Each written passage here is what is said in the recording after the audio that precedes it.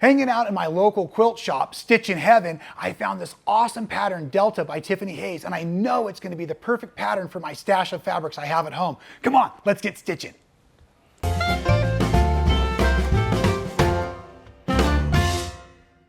That's right, folks. Welcome back to another awesome version of Sew Well with yours truly, Rob Appell from Stitchin Heaven out in Quitman, Texas. And yes, we're going to be working today on this awesome quilt pattern called Delta from my dear friend Tiffany Hayes. You all know her from our sew-alongs.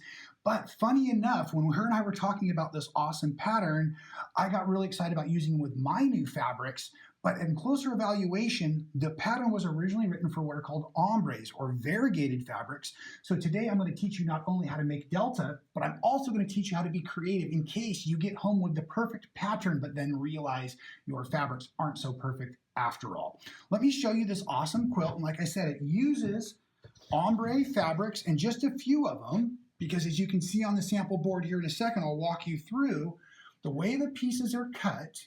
You use very little excess fabric. So you're taking your 2 1/4 inch strips and you're cutting them in the different units that are necessary for the different strips within the triangle. So every triangle is going to have 4 units in it as it's built. And what's really cool is your pattern comes with a paper template, and I figured out a trick I want to share with you. Because, folks, I got going so fast, I know, believe it or not, that I forgot to pick up the actual triangle tool that's designed by Tiffany. Now, I've left the paper on this one so you can all see some of the markings, and there are 2 different designs you can use with this tool. I much prefer using a plastic template than paper, but this is what I did when I got home. The page fell out that had the information, and I just simply put it on my printer, and I made 4 copies so that I could then make little templates to use on a standard 60-degree ruler. So what happened for me there is I went ahead, and this really works, folks. It's great because the papers you can accidentally cut through and start to make your pieces less accurate. But what I did for this particular one is I cut the individual pieces that would be necessary. I've numbered them, and then when you want to use them on your 2 1/4 inch fabric strips, all you have to do is take a little bit of tape. You could use clear tape if you wanted, but I find sometimes that will stick to the ruler. So I just put a little bit of a double sticky kind of feel there. And then once that's set up like it is, now I can use it just like this on my strips to know how to cut my different angles. Now let's use Tiffany's sample board real quick, and we're going to focus on this series of triangles right here. This is the way the Delta pattern's built, and I will certainly try this now that I have my own plastic template version. I really like the way that this version is going to work with my fabrics, but that will be a tutorial for another day for all of you. Again, for this, you can see with a variegated strip, it has been folded in half. And then she's gone ahead and cut, and the focus point on the Delta quilt, all of the triangles have the lightest portion of their strip in the top. So it kind of goes from light down to dark in the strips. So you can see here how this has been cut. And the strips go from light down to the darkest. And you can see how those have come off here as I move around a little bit on the flannel board. And you can see that those are the same units that were trimmed, whether you're using paper, exaggerated paper for extra security, or you're using your binding tool. Okay, so really that's discussing how to get your colors cut from ombre. Now I'm going to start to show you what I ended up doing, because I decided when I got home I would do strip piecing because my fabrics read more as solid. So now here you're going to see both the new and newer worlds fabrics coming together and following that same color gradient, and that's why I thought it'd be so perfect for my fabrics.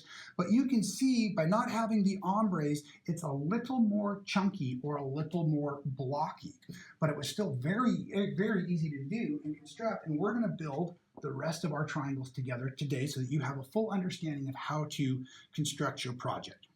we're going to be making rows, and yes, they don't have straight ends, folks. That's what makes this really cool, but still very easy to bind once it's been quilted and finished out. So we're going to be working towards the angled ends, and that's the only thing you really have to kind of keep your eyes open, knowing some of your rows will start with your brightest tip in the first position. Some of them will start with your darker tip in the first position, and we're going to walk through that here as we get started. For me, because I didn't have variegated fabrics, we'll just slide this away for a moment. What I chose was basically like 5 to 6 fabrics from each color grouping.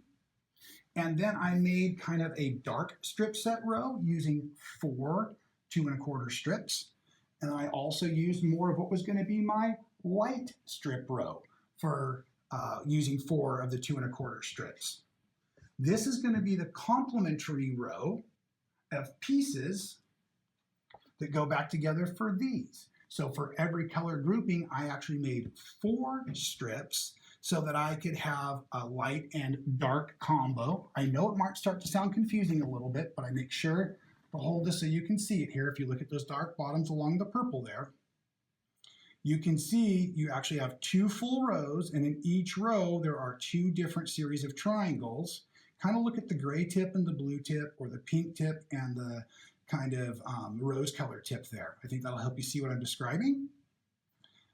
And now that I've made mine into strip set rows, we're not going to use the triangle tool that Tiffany has designed, and this is kind of why I did it this way. Remember, I got home and I hadn't thought all the way through the pattern, and I hadn't really read the instructions, so I didn't know what I was really doing. So now that I've pieced all of these together and pressed them all in one direction, I'm actually going to use my Creative Grids 60-degree triangle tool.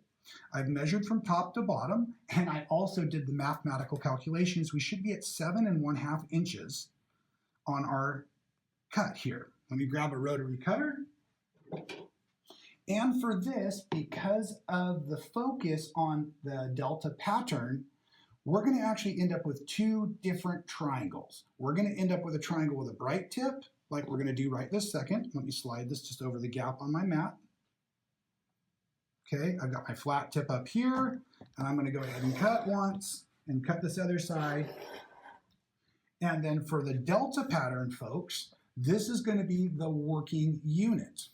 This piece right here that has now the dark in the tip is not what is used in this pattern. And so what I've decided to do is make you all another tutorial using all of those. And I've got a really cool design idea. So if you're following this method, please make sure you save these fall off pieces. Oops, I was cutting over a gap in my mat there. Save your fall off pieces organized that have the dark tops on them. Okay, so let me just now quickly go through and cut down both of my rows so that I have what will be 8 total triangles from each row, but 4 working units with the bright tips for the delta pattern. Thanks for giving me that moment to get myself organized, folks. So as you can see now, I have taken both of those strip sets I was showing you that had the 4 strips that were 2 1/4, and I've cut them down into the 60-degree triangles that are 7 1/2 inches tall.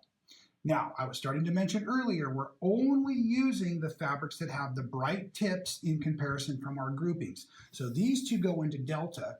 These 2 are going to go for something else. And I have a design that I'd like to share with you in a few weeks. I just got to get that one wrapped up still. I also want to encourage you to not only save these pieces, and I probably should have said it earlier, but when you start to trim from your edges, make sure you give yourself a good 1/2 inch or so that this can be trimmed down as a straight edge here and fit in if you ever need. That's how you finish out 60-degree triangles, is by putting in a 1/2 piece to take up the extra space. So make sure you save all of your working parts, even if they're not for the rest of this quilt. Keep them organized and set them aside as we dive back into our delta project.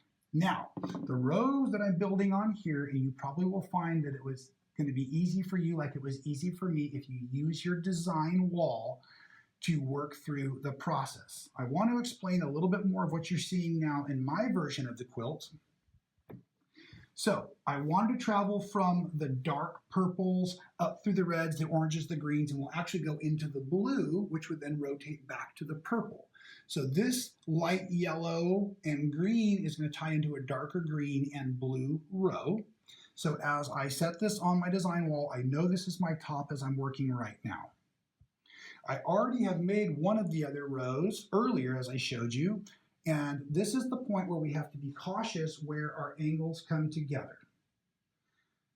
I'm looking at my pattern, and I'm always utilizing the big pieces in the consistent lower row, I'd like to say. And then the big pieces of the other triangles are kind of running here at that unique angle that I don't know at the moment because I'm trying to tell you too many things, folks, right? So at any rate, what I'm going to do now as I start to build in, we need to be able to make sure that our angles work together. I'm going to start with my lightest pieces, and I want them to go ahead and have, and when I say lightest pieces, it's the light relativity, but their straight line is going to go across the bottom as I build in my next row.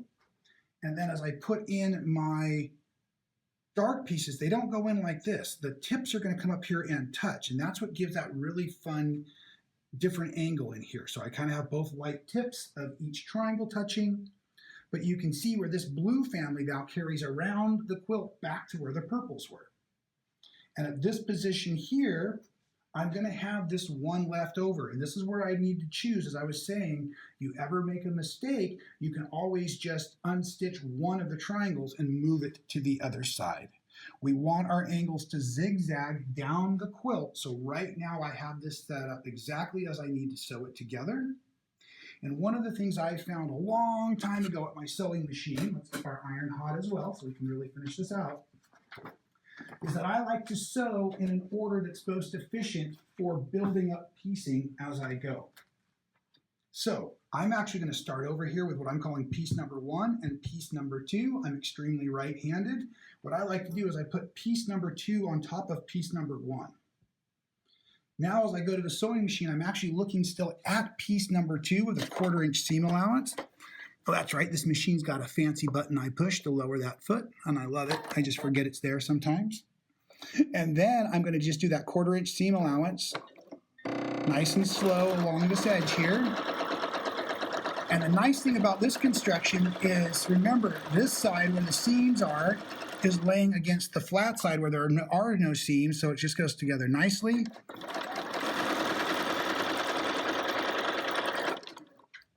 And when I'm doing these 60-degree triangles, I really like to press after each one, and I'm pressing kind of back away from where I've been working. So I'm going to press basically onto unit 1 right now. Visual confirmation, I drop it in place. Now I'm putting 3 on 2, and this makes it very easy to feed the triangle units into the machine. And when they do get to the point where we will have every other row is going to match up with the seams, so we can nest those together.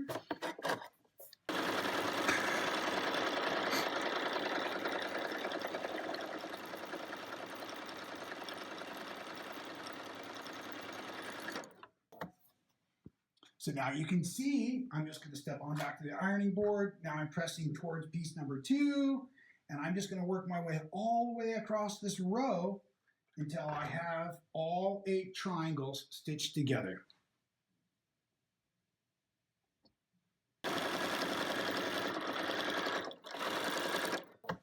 And then once you get your final triangle in on each row, it's time to start putting our rows together. And I will tell you, I found it was easiest just to keep working on up. So I'm not going to sew the 2 greens together. I'm going to sew this green to the yellow real quick. And in order to do that, that's really kind of cool because you're going to have these different seams where the triangles came together to match. So just fold it on over right sides together.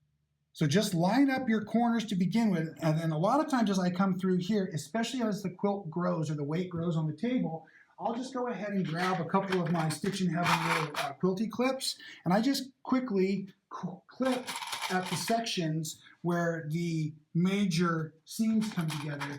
Because folks, with these triangles, and the weight of the quilt, it's not impossible you could be stretching rows. So I just want to make sure you have a nice secure and that helps real well. And then once they're fastened, I like to also kind of rotate the weight of the project on the table so it's not hanging off the table, whether I'm seated or standing.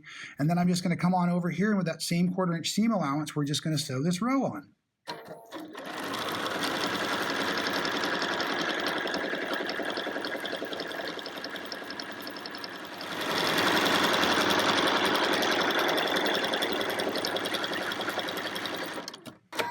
And with the magic of television, I did race ahead and get that last row on as well. Pressing is just going to be kind of up into the new work. And of course, you could actually expand this project by adding more and more rows, or you could add more and more triangles to your row, especially if you're using Tiffany's method where you're cutting individual units from the 2 1/4 inch strips. That's going to be really terrific and give you the opportunity to really manage your fabrics just as you like them. Here's my version, a little bit of a workaround or creative, unique version of the Delta. You can see it has a lot of fun energy and follows the pattern, but has a little bit more of a, I'm going to call rigid look instead of that smooth, soft look that is created by the ombres. But look at this, folks. As I was actually out at Stitchin Heaven this morning, looking around on our pattern wall, I realized that Tiffany must have been in the same exact situation. So not only, oh yeah, she has the wonderful information that comes with the or you can get with the how to use your 60-degree tool, or your 60-degree triangle tool. I should call it by the right name. Sorry, Tiff. But at any rate, look at this, folks. This is so fun. So this is the Ombre Lotus. And you know that Tiffany loves to work with those wonderful ombre fabrics from Moda, right? And you can see it's the same exact thing going on. There's a lot of really cool, soft, kind of smooth transition that happens. And then I noticed there's a Lotus 2.0. So this is kind of exactly what happened. Tiffany then went to more strong strips, more modern strips in what needed to be done. And so if you have that 60-degree triangle tool, you can actually continually find wonderful new patterns from Tiffany, or of course you can always get them from us right here at Stitchin Heaven.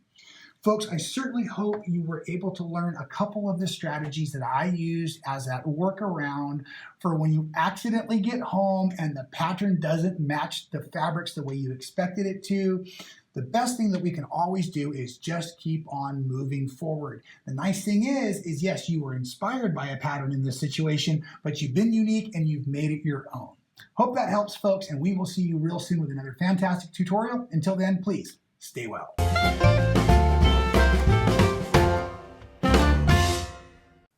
Thank you so much for watching all the way to the end of the video. It really helps support our channel. If you haven't subscribed, do so now. Hit the little button to be notified every time we go live or do a new video for all of you. And here's one from the past I think you'll really enjoy.